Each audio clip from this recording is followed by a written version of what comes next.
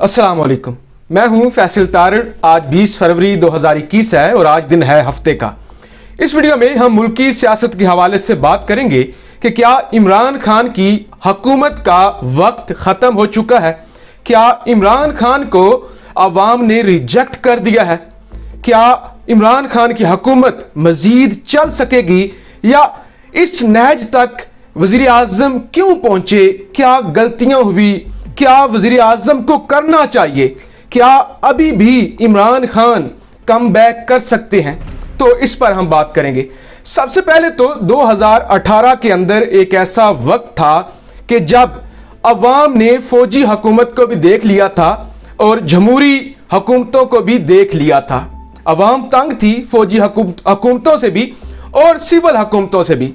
अब 2018 के वक्त इमरान खान आखिरी ऑप्शन था पाकिस्तानी अवाम के लिए, लिहाजा लोगों ने जुआ खेला, इमरान खान को वोट दिया। इमरान खान ने तब्दीली के नारे लगाए और कहा कि मैं इस मुल्क को एक नया मुल्क बनाऊंगा, नया पाकिस्तान बनाऊंगा, महंगाई खत्म करूंगा, एहतसाब करूंगा, करप्ट सियासतदानों को मैं जेल में डालूंगा, मैं मुकम्मल मेरिट के ऊपर फैसले करूंगा, मैं नहीं देखूंगा कोई जर्नैल है, कोई सियासतदान है, कोई जज है, कोई ब्यूरोक्रेट है, मैं ईमानदारी से फैसले करूंगा और मैं मुल्क के अंदर तब्दीली लेकर आऊंगा। अब मुल्क का निज़ाम चलता रहा, दिन ब दिन सूरत हाल अच्छी होने के बजाय मंदी होती चली गई। लेकिन खान साहब का बयानिया यह था क्योंकि जो माजी की हुकूमतें थी वो करप्ट थी, खजाना खाली था, करप्शन के अंबार थे, हमने कर्जे लिए हुए थे, तो लिहाजा हमें थोड़ा वक्त लगेगा, मुल्क बैंक करप्ट हो चुका है, लिहाजा इसको बेहतर करने में वक्त लगेगा। अब लोगों ने इमरान खान साहब का साथ दिया कि वाकई मुल्क का तो बेड़ा गर्क हो चुका है। तो खान साहब की बात को हमें समझना चाहिए। 70 साल से जो मुल्क का बेड़ा गर्क हुआ है, आप एक साल की हुकूमत, 2 साल की हुकूमत से कैसे आप उम्मीद रख सकते हैं कि वो बेहतर कर लेंगे? लेकिन बेशुमार फिर भी गलतियां हुई। वो ऐसी गलतियां भी हुई जिनका माशी मामला से कोई ताल्लुक नहीं था। बेशुमार हमारे सामने केसेस आए कि जिसमें रियासत के अंदर दिन दिहाड़े लोगों को कत्ल कर दिया गया। फिर सबसे बड़ी मुसीबत जो कि पूरी दुनिया पर आई, कोरोना वायरस से पूरी दुनिया की मैशत जैम हो गई और मैशत का पहिया रुक गया और पाकिस्तान जैसा मुल्क जो अभी उठ रहा था, खान साहब सिद्के दिल से, ईमानदारी से मेहनत कर रहे थे। वो वाकई ही चाहते हैं कि मुल्क तरक्की करे, इस मुल्क में एक जैसा निज़ाम हो। लेकिन जाहिर है कोरोना वायरस भी एक बड़ी वजह थी। फिर सबसे बड़ी वजह खान साहब के जो सफ़ीर हैं, खान साहब के जो मशीर हैं, खान साहब के जो वजीर हैं, खान साहब को कहते हैं कि सब अच्छा चल रहा है, आपसे ईमानदार, आपसे अच्छा वजीर आज़म इस मुल्क ने नहीं देखा। आप वाकई ही जो काम कर रहे हैं उससे अवाम खुश है। और खान साहब के जो खुशामदी हैं, उन्होंने खान साहब को इसी तरह से रखा और उसका नतीजा आज हमारे सामने आ गया है कि पंजाब में इलेक्शन होता है, केपीके में इलेक्शन होता है, फिर हम देखते हैं इससे पहले सिंध में इलेक्शन होता है, बुरी तरह पाकिस्तान तहरीके इंसाफ हार जाती है। अब किसी भी पार्टी का हार जाना इतनी अचंभे की बात नहीं होती, पार्टियां हारती भी रहती हैं, जीतती भी हैं, लेकिन अचंभे की बात उस वक्त होती है कि जब आप इक्तदार में हो और आप इलेक्शन हार जाएं। ऐसा पाकिस्तान में कभी नहीं हुआ। बुरी से बुरी पार्टी भी हो, करप्ट से करप्ट पार्टी भी हो, तो वो इलेक्शन जीत जाते हैं। लोग वोट देते हैं कि अब हुकूमती पार्टी को ही वोट देना चाहिए, यही कुछ काम करवाएंगे, हमें अपोजिशन को वोट देकर कुछ नहीं मिलेगा। लेकिन लोग इस वक्त इस कदर मुतनफर हो चुके हैं, उन्हें पता है कि अपोजिशन को कोई फंड नहीं मिलेगा, उसके बावजूद वो खान साहब को वोट नहीं दे रहे। अब यहां पे एक सवाल यह भी पैदा होता है कि अगर हुकूमत कहती है कि धांधली हुई है, तो मेरे ख्याल से ये भी हुकूमत के लिए डूब मरने का मुकाम है कि आपकी होते हुए, आपकी हुकूमत में अगर आप ये बहाना लगाते हैं कि इलेक्शन चोरी हुआ है, हम वोटर्स खरीदे गए हैं, तो हुकूमत के होते हुए ऐसे बयानात सामने आना ये और भी बेवकूफ़ी है। फिर कल हमने देखा कि डस्का के अंदर सारा दिन ऐसे लग रहा था जैसे LOC है, एक तरफ इंडिया है, एक तरफ पाकिस्तान है और जंग लगी हुई है। रियासत नाम की वहां पे कोई चीज ही नहीं थी। फायरिंग होती रही, गोलियां चलती रही, इवन लोग भी मारे गए। तो ये सबसे बड़ा सवालिया निशान है कि डस्का जैसा सेंट्रल पंजाब का इलाका जहां पे उस्मान बुज़दार की हुकूमत है, जिसे खान साहब, जो कि सबसे गलत डिसीजन था खान साहब का वसीम अकरम प्लस वाला, कि वहां पे लोग मारे जाते हैं। अब आगे अभी हालात मजीद खतरनाक होने जा रहे हैं। सेनेट का इलेक्शन आ रहा है, सेनेट का इलेक्शन जो कि 3 मार्च 2021 को होना है।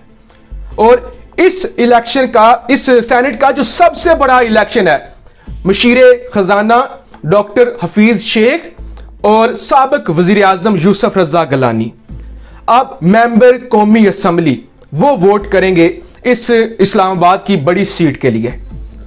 किसी भी सेनेटर को जीतने के लिए 272 वोट चाहिए। हुकूमती जमात के पास 277 वोट हैं और 262 के करीब वोट हैं अपोजिशन के पास, PDM के पास। लेकिन एडवेंचर हो सकता है, मिस एडवेंचर हो सकता है, और यह भी चांसेस हैं कि यूसुफ रजा गिलानी जीत जाएं। अब अगर कौमी असम्बली के वोटों की वजह से यूसुफ रजा गिलानी जीत जाते हैं तो ये इमरान खान के खिलाफ तहरीके अदमे एतमाद होगी। फिर खान साहब के पास कोई जवाब नहीं होगा कि वो 1 मिनट भी इस मुल्क में हुकूमत कर सकें, वजीर आजम रह सकें। अब खान साहब के लिए यह जाग जाने का वक्त है। अलार्मिंग सिचुएशन है कि खान साहब ने कैसे कम बैक करना है, और खान साहब कम बैक कर सकते हैं। मैं समझता हूं कि ये जो खान साहब इलेक्शन हारे हैं, हुकूमती जमात इलेक्शन हारी है, इसे पॉजिटिव लेना चाहिए, इसे हरगिज नेगेटिव नहीं लेना चाहिए। हो सकता है खान साहब को अब पता चले कि मुझे जो शबाज गिल जैसे मदारी टाइप लोग जो मुझे बता रहे हैं, ये सब कुछ सच नहीं है। लोग तंग हैं, लोग सताए हुए हैं, लोगों ने 2.5 साल के बाद ही इतने बड़े लीडर को रिजेक्ट किया है। तो अब फिर सेनेट का इलेक्शन भी आने वाला है, तो खान साहब को अब जागना होगा, अब खुद आगे आकर कमांड संभालनी होगी, खुद अटैकिंग सिचुएशन में आना होगा, लोगों को एतमाद में लेना होगा। और 10 अरब डॉलर पाकिस्तान ने कर्ज वापस किया है, 10,000 अरब डॉलर। ये एक बड़ी फिगर है। ये कौम को बताना होगा कि मुल्क में महंगाई इस वजह से है कि माजी की हुकूमतों ने जो कर्ज लिए थे हम वो वापस कर रहे हैं, ताकि हम IMF की गुलामी से बच जाएं। एक दफा अगर हम 2 साल या 3 साल महंगाई बर्दाश्त कर लेते हैं तो हमेशा हमेशा के लिए हम IMF के चुंगल से निकल जाएं। ये आपको बताने की जरूरत है। अदरवाइज ऐसा वक्त आ चुका है कि हो सकता है हुकूमत मजीद सरवाइव ना कर सके। अब खान साहब को यह बताया गया PDM क्या है, मौलाना फजलुर रहमान क्या है, आसिफ जरदारी क्या है, मरियम नवाज क्या है। ये आपका कुछ नहीं बिगाड़ सकती, लेकिन उन्होंने बिगाड़ दिया है कि वजीराबाद के अंदर जो कुछ हुआ, कत्लो गारत हुई, और सबसे बड़ा इलेक्शन नौशहरा के अंदर वजीर दिफा का हलका, परवेज खटक का हलका, जहां से हमेशा PTI जीतती है, वहां से इलेक्शन हारना, KPK से इलेक्शन हारना। पंजाब की आप पंजाब को छोड़ दें, आप सिंध की बात ही ना करें, हुई होगी वहां पे धांधली, वहां पे जरदारी का राज होगा। लेकिन KPK का एक ऐसा हलका नौशहरा का, जहां से PTI जीती आ रही है, जहां से साबिक वजीर आला परवेज खटक हूं, मौजूदा वजीर दिफा हूं, वहां हार जाना खान साहब के लिए खतरे की घंटियां बजाता है। और मुझे उम्मीद है कि खान साहब इससे सबक सीखेंगे, और अगर खान साहब ने ना सबक सीखा तो फिर खान साहब को अगला इक़्तिदार तो दूर की बात है मिले, खान साहब का अभी ही चंद महीनों में इक़्तिदार खत्म हो जाएगा, या फिर खान साहब को इस पूरे निज़ाम को लात मारनी होगी और नए इलेक्शन का ऐलान करना होगा जिसमें वो हैवी मैंडेट लेकर आए और मुल्क में इस्लामी सदारती निज़ाम नाफिज किया जाए, ताकि एक ही शख्स मुल्क को कंट्रोल करे। क्योंकि तुर्की ने अगर तरक्की की है तो तैयब उर्दगान की वजह से, क्योंकि वहां पे सदारती निज़ाम है। कभी भी पाकिस्तान जैसी जमहूरियत, जिस तरह की जमहूरियत यहां पे है, ऐसे में कभी भी नया पाकिस्तान नहीं बन सकता, कभी भी इस मुल्क में तरक्की नहीं हो सकती। तो खान साहब को भी समझना होगा, और मुझे उम्मीद है कि आपको भी समझना होगा कि खान साहब जो काम कर रहे हैं वो इस मुल्क को कौम बनाने की, इस कौम को एक अच्छी कौम बनाने की कोशिश कर रहे हैं, मुल्क की तरक्की के लिए काम कर रहे हैं। और वो काम कर रहे हैं जो हम नहीं समझ रहे। हम समझते हैं कि एक रोड बन जाएगा, एक नाला बन जाएगा तो नया पाकिस्तान बन जाएगा, और मैं समझता हूं कि ये हुकूमत के 100 से ज्यादा तर्जमान होने के बावजूद ये नाअहल ही है कि वो नहीं कौम को बता सके कि खान ने क्या किया है। अपनी राय का इजहार जरूर कीजिएगा और जरूर बताइएगा कि क्या खान साहब मजीद चल सकेंगे या अब खान साहब को इस्तीफा दे देना चाहिए, या आपको क्या लगता है कि खान साहब किस वजह से नाकाम हुए हैं। पाकिस्तान जिंदाबाद।